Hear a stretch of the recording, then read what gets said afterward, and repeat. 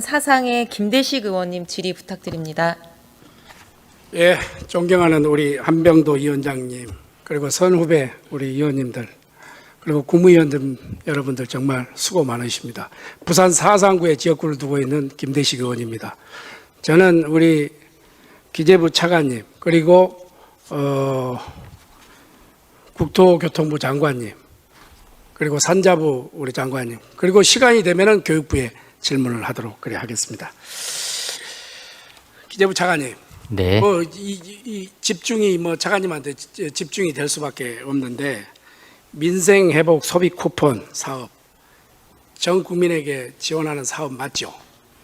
네, 맞습니다. 근데 제 본 의원은 이거 어렵고 힘들고 고통스러운 우리 국민들에게는 저는 지불해야 된다고 생각을 합니다. 다만 이 보편적 복지냐 선택적 복지냐 이런 차원인데, 저 김대식이나 우리 임기근 차관님이 15만 원 받아서 이거 뭐 하겠습니까? 저는 이게 이 어렵고 힘든 사람한테 더 주고 해도 되는데, 이 일률적으로 15만 원 차등으로 이렇게 25만 원, 40만 원, 50만 원 이래도 되겠습니까? 이것은 기재부에서 우리 대통령께서 설령 그런 정책을 펴더라도 조금 이러이러한 의견이 있다 하는 것을 반대 의견을 제시해야 되는 거 아닙니까? 공직자로서 어떻습니까? 어떻게 생각하십니까? 예, 지금 방금 의원님께서 앞서 질의에서 들으셨던 것처럼 보편적으로 그런 맞춤형으로 하지 말고 동일 금액을 지급하자라는 의견 또한 강력하게 있고요. 지금 또 의원님이 말씀 주신 것처럼 이렇게 형평이 되시는 분들은 아예 지급하지 않는 게 바람직하지 않느냐, 그런 의견 또한 지금 김대식 의원님처럼 강력한 의견이 존재하는 게 사실입니다. 그런데 이런 의견들을 종합적으로 감안했을 때 모든 국민들한테 드리는 게 맞겠다. 현재 지금 민간 소비가 어려운 상황이기도 하고 국민 통합 관점도 있고, 또 형평이 나으신 분들이 우리 사회에 기본적으로 기여하시는 게 세금을 많이 내셔서 기여를 많이 하시지 않습니까? 그래서 그런 부분까지 고려해서 모든 국민을 대상으로 하는 게 맞겠다. 근데 다만 소득 수준에 따라 좀 맞춤형으로 지원하는 게 오히려 더 사회적 형평이나 기여 차원에서 조금 더 바람직한 거 아닌가.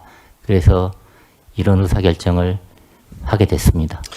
돈 있으면은 다 주면 얼마나 좋겠습니까? 그런데 우리 국가 부채가 1,300조에 육박하고 있고 GDP 대비 49% 이렇게 육박하고 있는데, 이게 50% 넘어가면 이게 심각한 문제가 대두되는 것은 우리 공직자 여러분들이 누구보다도 우리보다 더 잘 아실 거 아닙니까? 그래서 참 안타까운데, 총 사업비가 13조죠. 국고보조율이 몇 %입니까?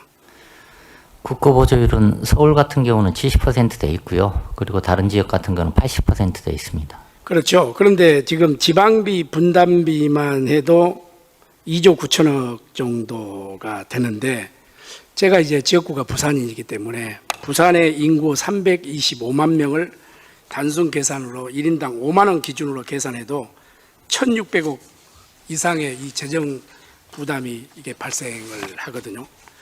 부산시 제가 세입 규모를 조사를 해보니까 15조 3천억 정도 되고 재정 자립도가 42.7%입니다. 그 재정 자주도는 55.5% 수준에 이렇게 머무는데, 상반기에 제가 부산시 알아보니까 상반기에 이미 9,276억 원 규모의 자체 추경을 두 번에 걸쳐서 이게 편성을 했기 때문에 가용 재원이 모두 집행된 상태예요. 이거 어떻게 해야 됩니까? 이게 상반기 집행률이 68.5%라고 하는데 추가 재원 마련할 길도 없고, 이거 어떻게 해야 됩니까? 이거 차관님이 재정 전문가시니까 어떻게 해야 됩니까? 이거 어떻게 해야 됩니까? 지방채 발행을 또 해야 됩니까? 어떻습니까? 어떻게 이게 재원을 마련해야 된다는 이런 숙제가 있는데 어떻게 하면 됩니까? 예, 여기 지자체별로는 지금 세부적인 사항을 행정안전부에서 적극적으로 나서가지고 각 지자체하고 지금 협의를 하고 있고요. 그리고 일단 재정안정화기금, 그리고 쓰이지 않는 자금, 이런 것들을 우선적으로 사용할 거고요. 그리고 저희가 또 혹시라도 지방채를 발행하시게 되면 지방채 소화에 대한 부담을 덜어드리기 위해서 이번 추경 안에 지방채를 인수하는 자금도 한 1조 원가량 이렇게 반영을 했습니다. 그리고 저희도 지방재정 어려움을 충분히 이해하고 있고요. 근데 이제 지금 지방 재정의 지속 가능성도 중요하고 또 중앙 정부 지속 가능성도 중요하고요. 그것보다 더 중요한 거는 현장에 있는 국민 삶을 지키는 거, 지역 경제를 지키는 거, 지역민 삶을 여기 지키는 게 더 우선이겠다라고 판단을 했습니다. 그 지난번에 보니까 이 KDI에서 나온 자료 보니까 그렇게 실질적인 효과가 없던데. 그것도 지금 다 검토하신 거죠? 예, 그 뭐 효과가 없다라고 된 거는 아니고요. 효과가 좀 많다라고 분석된 게 있고 효과가 그것만큼 많지 않을 수 있다라고 분석된 게 있습니다. 하지만 저희 나라 사례도 그렇고 미국의 사례를 보더라도 코로나19는 비대면이었는데 지금은 대면이니 그때보다는 효과가 높을 걸로 판단이 되고요. 그리고 지금 전반적으로 내수가 지금 침체 상황 아닙니까? 그래서 그런 걸 감안했을 때 그때보다는 더 효과가 높아질 수 있겠다. 이렇게 전체적으로 판단을 하고요. 또 그 효과를 높이기 위해서 소득 수준에 따라서 맞춤형으로 지원하고요. 그리고 조기 지급할 수 있는 두 마리 토끼를 잡기 위해서 제도 설계를 했습니다. 기재부도 고민이 있겠지만은 우리 국민의힘에서 정권을 잡았을 때는 뭐 재정 건전성이 그렇고 이렇게 극구 반대하더만 정권이 바뀌니까 아주 속전속결로 누가 뭐 빛의 속도라는데 빛의 속도처럼 이렇게 추진을 하는 거 보고 참 놀랬다 이렇게 생각하고 부산 같은 경우에 기초 수급자가 26만 6천 명입니다. 이게 인구 대비 지방비 부담이 현저히 이제 커질 수밖에 없는데 좀 우리하고 비슷한 세입 규모를 가진 강원도하고 비교할 때도 이 차상위 수급자 수가 2.5배 이상 이게 아주 불균형이 심각한데 국가 정책의 협조, 이 선제적으로 이게 재정을 좀 추진해야 되는데 참 걱정이 앞서서 제가 우리 차관님한테 이렇게 질문을 드리는 겁니다. 자, 민생회복 소비 쿠폰 사업, 대통령의 공약 사업이며 전 국민 대상 국가 사업인데 이거를 지방비 지금 지역이 어려우니까 지방비 분담 없이 전액 아예 막 국비로 추진하는 것이 저는 타당하다고 생각하는데 차관님 생각 어떻습니까? 이걸 네. 물론 반대하시겠죠. 의원님 말씀처럼 그렇게 판단하실 수도 있습니다. 근데 저희는 이제 두 가지를 말씀드리고 싶은 게 이게 결국에는 지역 경제를 활성화하고 지역민 그리고 지역에 있는 소상공인들한테 기본적으로 혜택이 돌아가는 사업이지 않습니까? 그래서 지방자치단체에서 일정 부분 동참하시는 게 그 취지에 맞지 않나 생각을 하고요. 그리고 중앙정부에서 보조하는 사업들이 굉장히 많습니다. 근데 이게 서울 이외 지역에 대해서 80%까지 보조하는 사업은 이 사업이 거의 유일합니다. 그래서 좀 이 사업을 성공시키기 위해서 지방정부에서도 어려움이 많으시겠지만 중앙정부에서 더 많은 출혈을 감수하고 있다. 이 점도 같이 고려해 주셨으면 좋겠습니다. 그리고 차관님, 이번에 그 정부가 2차 추경을 통해서 7년 이상 연체된 5천만 원 이하의 무담보 개인 채무에 대해서 일괄 소각을 하죠. 네. 그런데 상환 능력이 없고 파산 조치 불가능한 장기 채무자 지원하겠다는 취지는 저도 일부는 공감을 합니다. 그러나 이번 조치에 대해서 몇 가지 좀 심각한 문제가 제기가 되고 있는데 제가 몇 가지 이야기해 보겠습니다. 첫째, 물론 여러 가지 발표도 하셨고 고민도 했는데 성실하게 빚을 상환해온 국민이 지난 5년간 361만 명, 이들이 갚은 채무액이 1조 원을 넘는 상황에서 일정 기준 없이 일괄 탕감한다? 형평성 논란이 피하기 어렵다고 보는데 이 부분은 충분하게 정부에서도 설명하고 이렇기 때문에 대처를 하고 있는 거죠. 네. 돈 갚으면 손해다. 이런 네.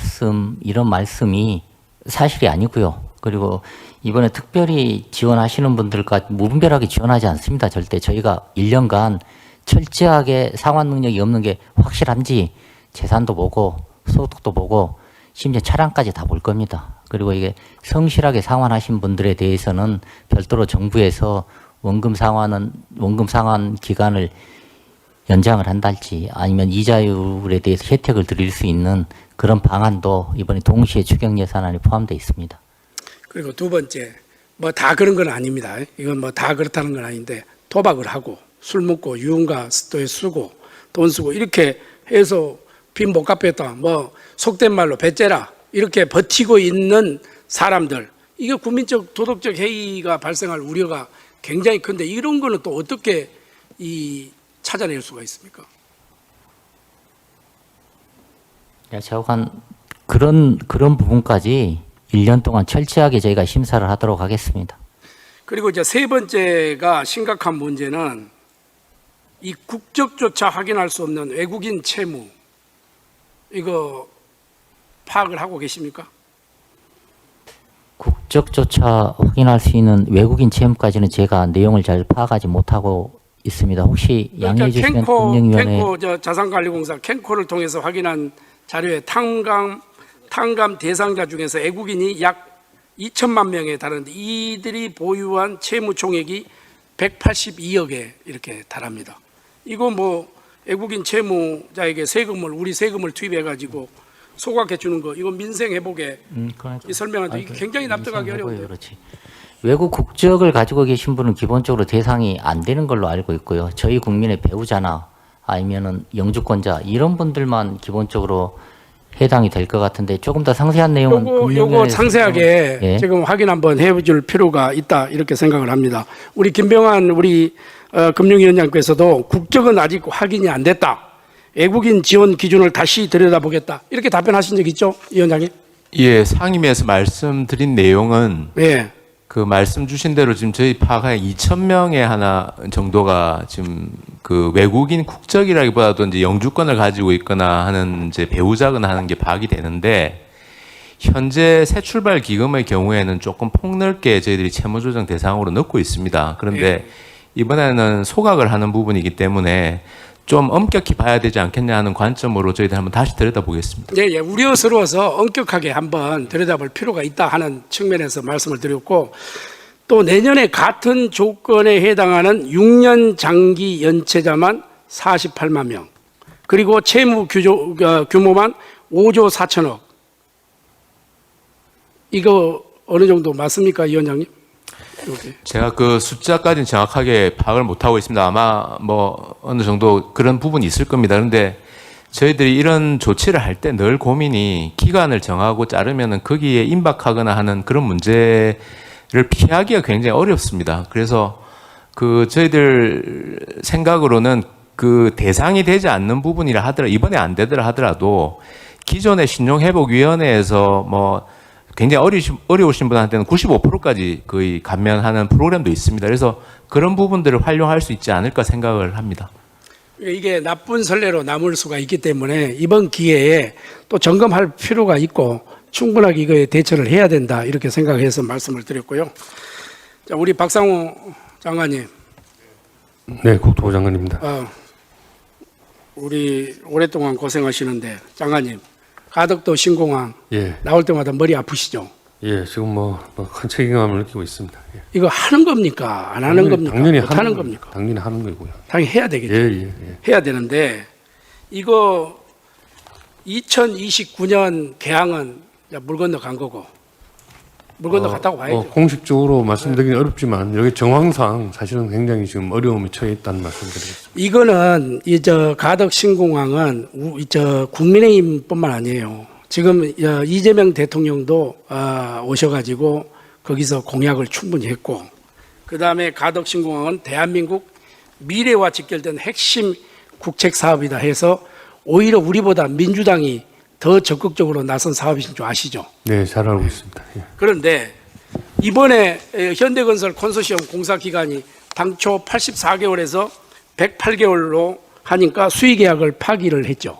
네, 6월 달에 수의계약 절차 중단을 했습니다. 중단했죠. 예, 이거는 국토부에서 그렇습니다. 속으로는 은근히 바란 거 아닙니까? 아닙니다. 저희들가 어떻게 그걸 바랬겠습니까? 저희는 당초 예정대로 그것도 84개월로 공개가 늘어난 것도 사실은 기본계획을 변경을 해서 늘어난 것인데 거기에 따라서 정상적으로 전차가 진행이 되는 것을 간절하게 바라고 그렇게 되기를 노력을 했습니다. 저는 참 이 가덕 신공항을 볼 때마다 생각하는 게 전 전라북도 가면 새만금을 보는 느낌입니다. 새만금을 지금 몇 대 대통령 7분, 8분의 대통령을 거치면서도 지금도 ING고 가덕 신공항도 이게 잘못하면은 이게 계속해서 ING가 될 가능성이 있는데 우리 장관님 언제까지 지금 장관님 이렇게 재임하실 줄 모르겠는데 장관님 계시는 동안에 지금 실무적으로 또 기술적으로 원래 국토부가 책임져 수행했던 기본 계획과 또 현대건설이 나름 또 제시한 자기들 기본 설계안을 놓고 여러 전문가들이 기술적 검토를 하고 있습니다. 그래서 합리적인 대안을 찾을 것이고요. 사실은 이게 이쪽을 맞추면 저쪽이 틀어지고 뭐 이런 여러 가지 뭐랄까 선택의 문제가 좀 놓여 있는 것이기 때문에 뭐 제가 여러분들 말씀 제가 이 자리 동안에 결단을 내기는 어렵고 다만 여러 가지 객관적인 팩터들을 확인을 해서 이 새 정부가 시스템이 갖춰지면 여러 가지 의견 수렴 절차를 거쳐서 합리적인 결정을 할 수 있도록 최선을 다해서 지금 준비할 여력으로 있습니다. 네.